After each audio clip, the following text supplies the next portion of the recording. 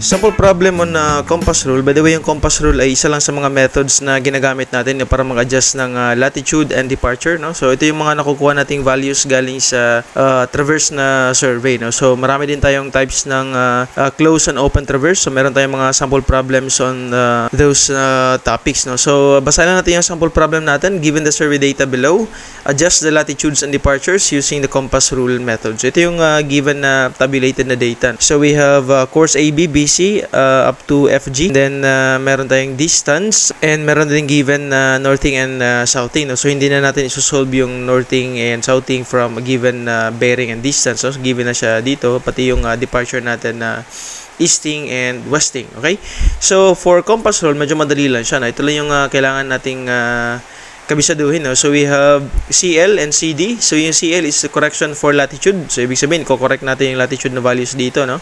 And then we have CD is the correction for departure. So ano ba yung equation niya?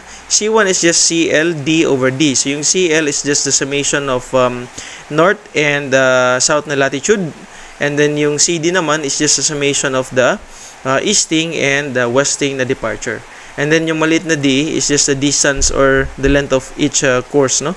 So ito na yun, yung individual na distance na yan, yun yung maliit na D.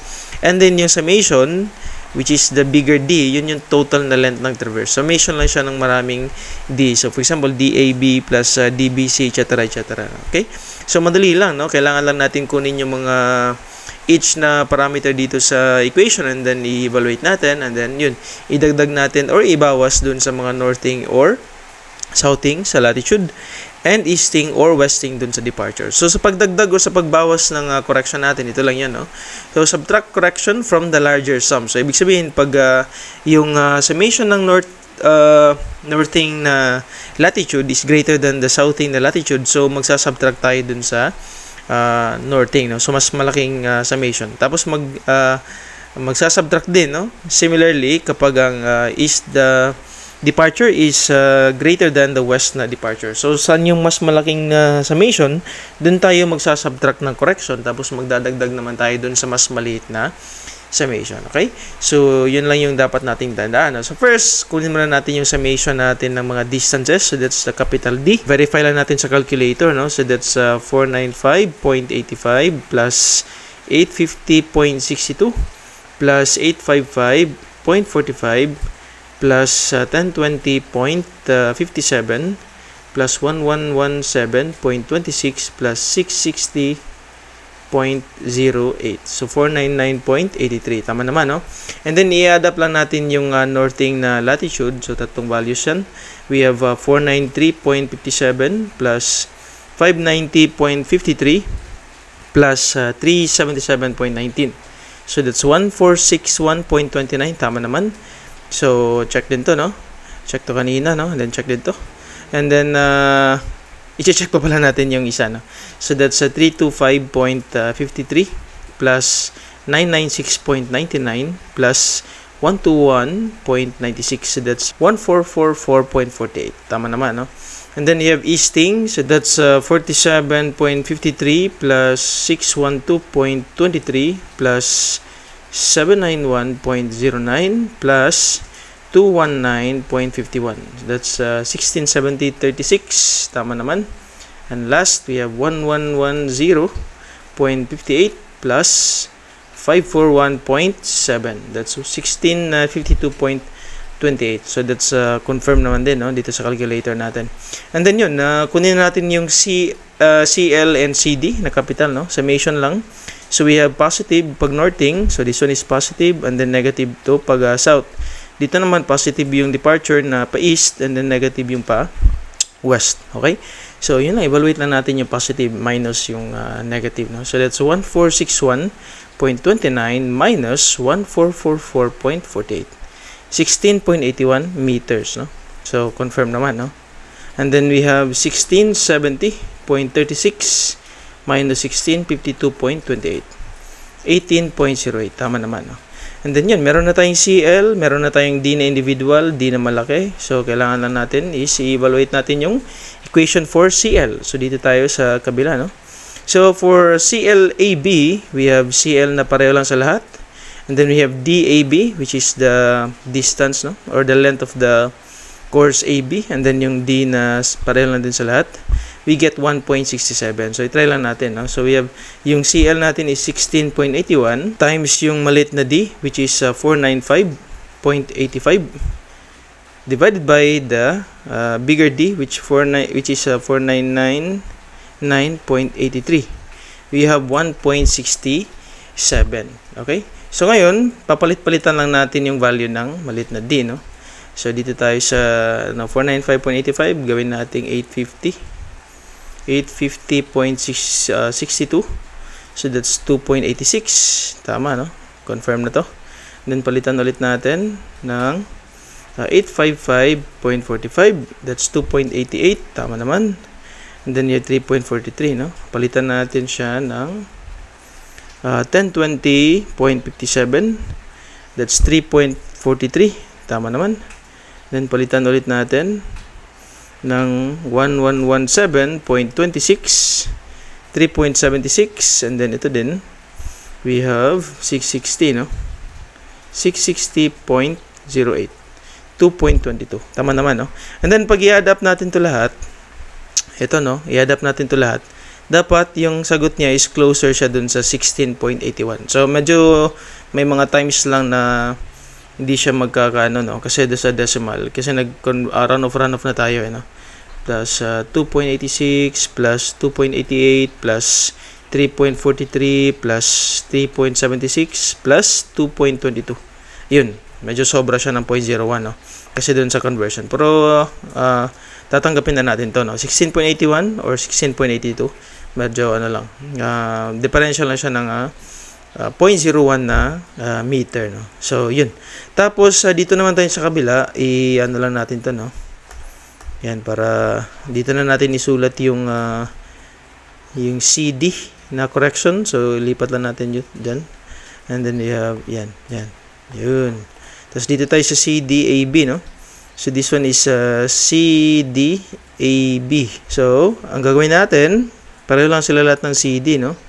And then, meron tayong DAB divided by D. Ito lang, no? Sunod-sunod natin yung equation na to. CD for AB equals CD, tapos may DAB, tapos yun.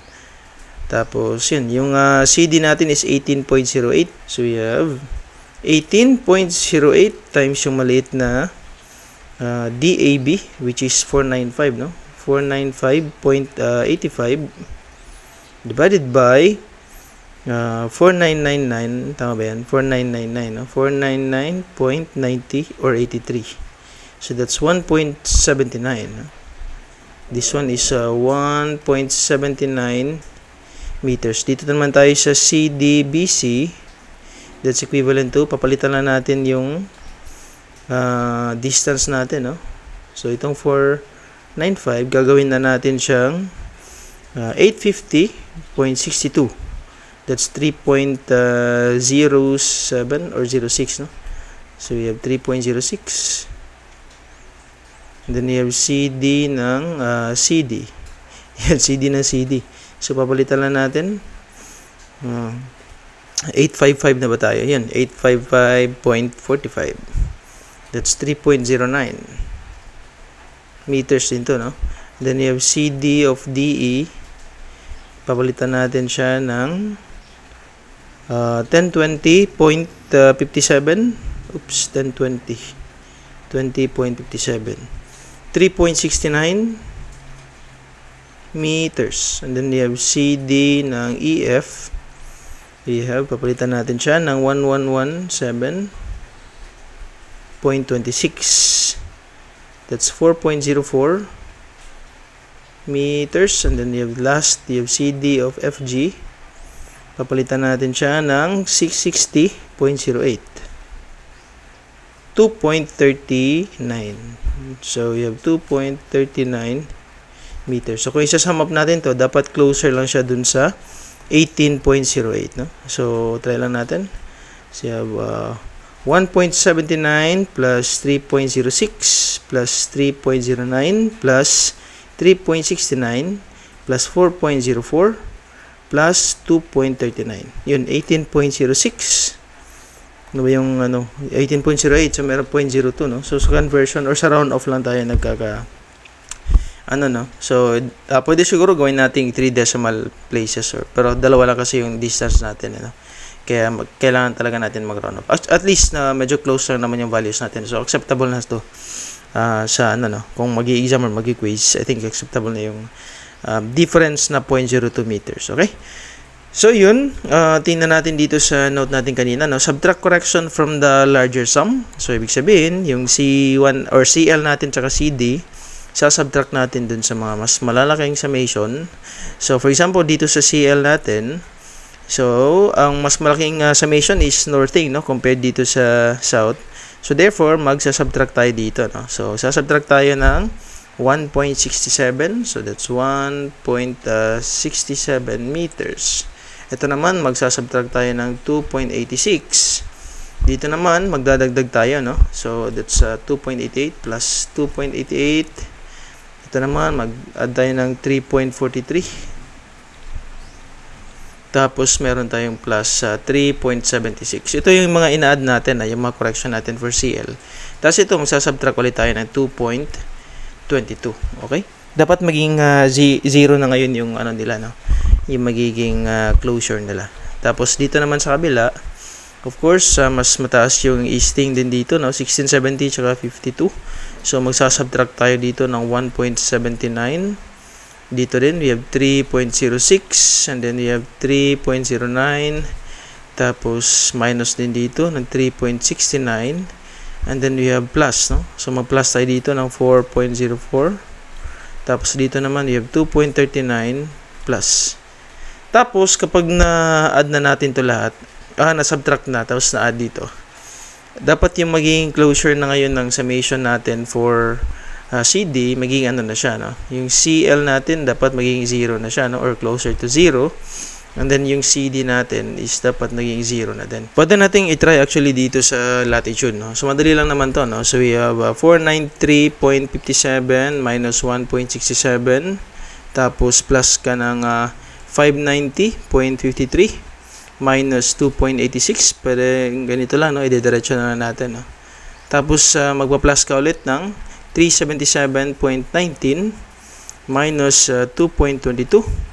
Tapos ngayon subtract ka na lahat, subtract ka ng 325.53 plus 2.88, and then subtract ka ulit ng 996.99 plus 3.43. Tapos subtract ka ulit ng 121.96 plus 3.76. Yan, magiging 0, 0.01. So nasa round off kasi tayo nagkakamali dito sa Tapos dito naman i-try natin, unahin natin i-evaluate yung mga positive. So that's 47.53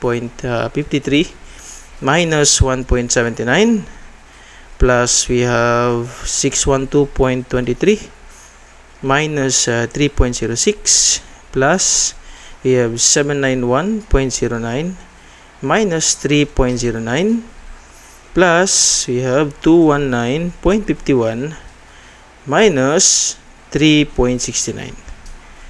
Yun. Tapos magsasubtract tayo ng 1110.58 plus 4.04. Subtract ulit tayo ng isa pa. We have 541.7 plus 2.39. Yan, 0.02. So ito yung difference natin kanina actually dun sa pag-solve natin, pag-compare natin dito. Yung pag-sum natin dito tsaka yung dito, So siguro kailangan lang talaga natin na igihan yung pag-round off ng mga values. So pwedeng i-extend pa natin ng ilang decimal values or ilang decimal na digits para sobrang accurate nung mga natin sagot. Anyway, ito lang naman yung target natin pag ma-double check na natin, So gano'n, siguro for more accurate na yun lang, i-extend lang yung decimal places para yung round off hindi siya minsan kasi doon yung nagbibigay siya ng difference doon sa masagot natin na values. Anyway, ito lang yung compass rule, medyo madali lang siya. Okay, so I think yun na yun, para sa sample problem na to, And yun, thank you ulit for watching and see you sa mga nagsasample problems natin.